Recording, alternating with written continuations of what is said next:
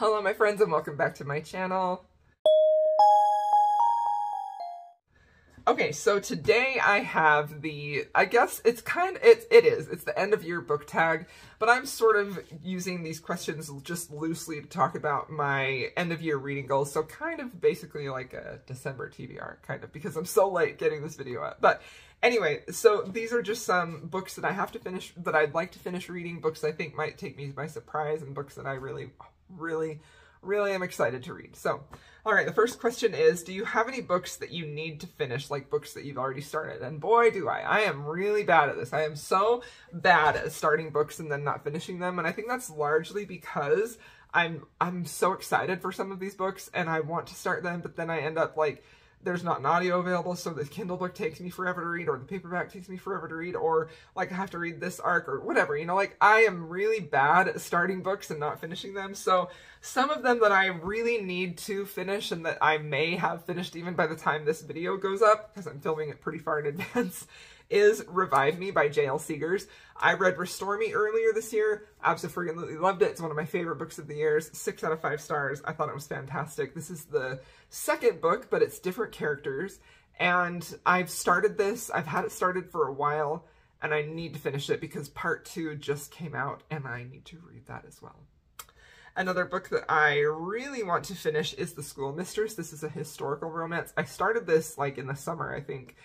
And it's set in America. She comes to be a teacher and she ends up, I actually don't even remember how the romance goes in this, but I heard about this in a Facebook historical romance group and I was like, oh my gosh, that sounds so good. I need to read it. And I started it and I liked it, but I feel like I just was maybe not in the mood for it. So this is one I definitely want to finish by the end of the year, but I probably truthfully should start it over because I don't really remember much about it. Okay, another book that I have started, well, yeah, I'm looking at my list down here. Sorry. Another book I started, but then like kind of set it aside because I felt like it might be too, not necessarily triggering, but put me in a bad headspace, and that is The Birthday List by Devney Perry. This one, all I know, I mean, I just barely started it way earlier in the year, and I believe it's that the heroine's husband has died, and he has written these letters that she found, and it just seemed like I just didn't really want to read about dead husbands, you know, because I really love my husband, and I didn't want to read about that. But I still want to read it. I still need to finish it. I'm not DNFing it. Not yet. Okay. The other books that I have to read to finish are A Clash of Kings by George R.R. Martin. I have started this book, and I suspect this will probably take me most of December, so if I do Vlogmas, you'll probably be hearing about this at some point. Another book that I have physically started that I need to finish is How to Kill a Rock Star by Tiffany DiBartolo. If you watched my Kennedy Ryan interview, this was one of the books that she mentioned, and this was one that I didn't have and I hadn't heard of at all. The only thing about this is that it's only available through like Kindle and physical. It doesn't have an ebook. So I have started it just barely after my interview, and I need to finish it. I really would like to finish this by the end of the year. And my last physical book that I really desperately want to finish, that I will finish because I now have the audio, is One Dark Window. So this is a fantasy book, and I believe there's like a romantic element in here, and this book has some of the most beautiful writing I've ever read in my life. Like, I read just the first chapter one day when I was really sick, and I was just like, oh my gosh, but I wasn't feeling good, and I was like, my mind, when I have really bad health days, like, it's really hard for me to focus on books, especially books that require more brain power, like, even if it's just something as noticing the writing, like this book. So I kind of didn't finish it, and I deeply, deeply want to get back to it because it was fascinating. It was basically, so it sounded like there's a monster, and there's a maiden. Okay, I'm just gonna read this. A maiden must unleash the monster within to save her kingdom in this dark, lush, gothic fantasy debut. And like, I've heard conflicting things about this, although I've tried not to listen to reviews because like, I want to read it so badly and I was so impressed with the first chapter. I'm gonna read it. I am definitely gonna read it. But if you have anything like thoughts about that, like, don't tell me. Because I want to be surprised. Okay, next book question is, what are some, so this question is weird, and maybe it's, like, the question I think is, do you have an autumnal book to transition you? And like, no, I don't have that. I mean, like, actually, kind of I do.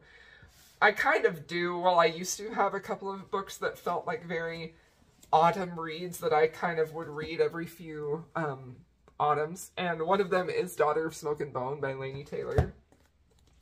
Oh my gosh, this book, this is a YA fantasy romance. And again, Laini Taylor is one of the most beautiful writers that I have ever read in my life. This is actually the ARC copy, which I got. And this is an old book. I think this came out in like 2010. Oh my gosh, it's signed, look. Ah, I love it. Laini Taylor is, seriously, if you like good writing, okay, this was published in 2011, so it's quite old.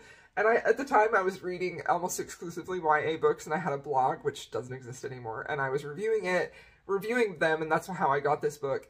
But this book remains one of the most beautifully written books I've ever read, with one of the most creative and inventive fantasy worlds I've ever read, and one of the most epic romantic romances I've ever read. I love it so much.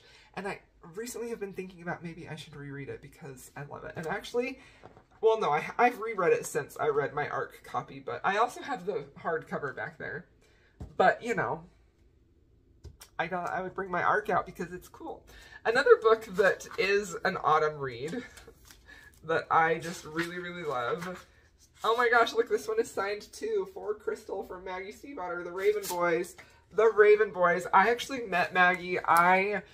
Okay, so I have a history with Maggie. I knew her because before she became a published author, which was years ago, because we were both daily painters, and we both had art blogs, and we were both, like, doing a painting a day and trying to sell it online, and that's what she was doing while she was, like, writing her books on the side. And then she had some books published, and she was still painting. But when she got picked up for Shiver, like, her career kind of catapulted, and she stopped painting at that time, or selling her paintings, you know. But I knew her back then, and I'm sure she doesn't remember me. But I just love her books so much, and she inspired me to be a writer. She inspired me to continue on with my art career, and I think that, again, she's a beautiful writer. Like, the prose, the themes, the characters. I just love and adore her books so much. And it's been many years since I've read this series. Probably, I did keep up with it, and I read the last book in the series. But this book has autumn vibes all over it, and I just love it so much. So there's 2 YA books that I do consider to be autumnal transition reads. I mean, I used to read those every fall. However, I also have some here that are romances. That's probably more along what you would like to see that I think would be really good autumn reads, even though it's almost December, okay? I'm late filming this video. One is The Surviving Trace, which is a time-traveling romance that I deeply, deeply love. I never talk about this. I don't know why. It has a bit of a historical feel. The romance in here is so epic and so angsty, and I just love it so freaking much. Another book that I think would be a good autumnal read is Still King by Devney Perry. I think that some of these books actually are set in autumn. I love this book. I love this series so much. I think Devney Perry is fantastic. And did I choose these because they have autumn colors? Maybe. But they also would work good for autumn. Okay, next question is a new release that I'm still waiting for. So I think the biggest one is Anastasia by Sophie Lark. I am very excited about that book. I can't wait to read that. It's her first fantasy romance, and I think it's going to be amazing, and I dearly love Russian mythology and folklore, and I'm just so excited about that book. Another book that I really, really want to read is The Devil Gets His Due by Elizabeth O'Rourke. I recently discovered her this year. I didn't discover her. I read her books for the first time, and boy, I was impressed. And I really hope this book is good. I hope this book is what I want it to be and not what her last book was. So, very excited about that one. That one comes out on December 1st. Okay, now the next question is 3 must-read books before the end of the year. Okay, so one of them for sure is Heartless by Elsie Silver. I know, I still haven't read it. Everybody loves it. Everybody has read it but me. It feels like I want to read it and I need to do it soon because I keep getting afraid of getting spoiled for it. Like, I want to be able to experience this without outside opinions and views, and, you know, I'm a weirdo like that. Another book I want to read before the end of the year is Captive of the Horde King by Zoe Draven. I recently read my first Zoe Draven, freaking loved it. This series has been on my radar for a really long time, and I'm very excited about it. So that one definitely needs to happen. And then another must-read book. I mean, I gotta read this by the end of the year. I have to. If I don't read anything else, I have to read this. Okay, and then let's see. A book that could shock you to become a new favorite. So I think that Heartless will be a favorite of mine. I don't think that would be shocking. Like, I fully expect it to be.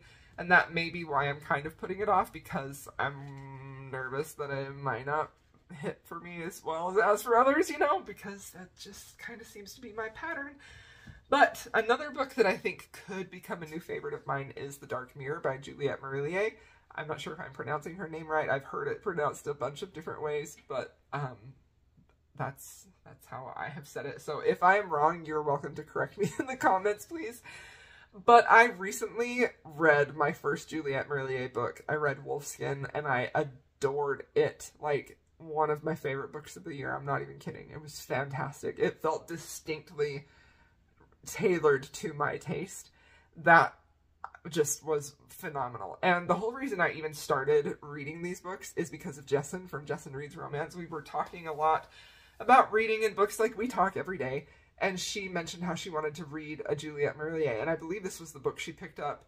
And so I was like, I want to read that too. And so I ordered them, but Wolfskin really was calling to me, and so I read that one first. But I have a feeling this could be a new favorite. Like, I'm very excited about it. I don't really know what it's about. It's going to have some type of mythology and folklore blended with historical facts and fantasy and a romance, and I just think I'm going to love it. Okay, now, let's see. Reading plans for next year. So I am not going to really, like, have a ton of goals or reading plans for next year. I do have some things that I want to do, which I think will help me enjoy reading more, and which will therefore help me make better and more content. And one of those is to read more adult fantasy. In the last few months, I have read more adult fantasy and not just relying on fantasy romance. And I have found so much enjoyment from reading adult fantasy. I used to read adult fantasy a lot, and I loved it. But I also love romance, you know? And so I so often try to find fantasy romances that hit perfectly for me, with a really excellently developed fantasy world and a great romance, and that is so hard to find. It almost always ends up, if a book is being sold as a fantasy romance, it almost always ends up that the fantasy falls short. And that's a particular irritation of mine. Like, I really, really hate to see the fantasy world not be developed enough, but the smut be really high. Like, I just hate that so bad. I have DNF'd so many books that have been sold to me as fantasy romance for that very reason. I would honestly prefer to see a really beautifully, thoughtfully, well-constructed fantasy world, fantasy plot, fantasy setting, fantasy characters, with a lighter romance. I mean, that's just my reading taste. I don't want to read about some crappily thrown together fantasy world just so they can do it on horseback or something. Like, I just don't care about that. That's not the type of reader that I am. I want the thought put into it. I want to see the thought put into it, and a lot of times it's just lacking. So I want to get back to that, to reading great fantasy, and because I've taken so many years off from reading adult fantasy, I feel like there are some really good ones that I can get back to. Like, I mean, Game of Thrones, obviously, but even, like, there are, I want to read Shadow of the Gods, I want to read so many adult fantasy books, but that's something I really want to do. Another thing that I want to try and find is more historical romance favorites. I feel like I read a lot of greatest hits in 2020 and 2021, and I read some really good ones this year, but I have found fewer historical romances that I've deeply loved as much as I have in years past, and so I really want to devote a lot of time to finding either new to me authors or exploring more backlists, and even if that means foregoing audiobooks, because I want to find more great historical romances. Because while I have had a really good historical romance reading year, I haven't had as good of a year as I have in years past, and I miss that. So I want to find more great historical romance favorites. And another goal that I have is to utilize Kindle Unlimited more. I have spent a lot of my time on BookTube reading ARCs. When I have physical time to read, I read ARCs, and I am definitely taking a step back from reading ARCs. I'm going to be much more selective about the ARCs that I read, because every time I do that, I feel like I'm taking a chance on an author or a book that might not work for me, and I don't like DNFing arcs because I've said that I would read them, and so therefore my time to physically read is really, really cut short, and I miss, when I first got my Kindle, one of my favorite things to do was just to scroll and find new to me authors. Like, there wasn't BookTube at the time, or even like Book Twitter or Bookstagram. It all was just like me picking up a book that I thought looked good. And some of my favorite books I've read recently have been because of that, because I just stumbled across it on Kindle Unlimited. And so that's like a big goal of mine, is to really utilize Kindle Unlimited more, but to utilize it in a way that is more discovery-based and not just picking up the books that are often talked about, because those typically never work for me. So, all right, there we have it. That's my end of the year reading goals, reading plans. I hope you enjoyed this video. Thank you so much for watching, and I'll see you in my next one.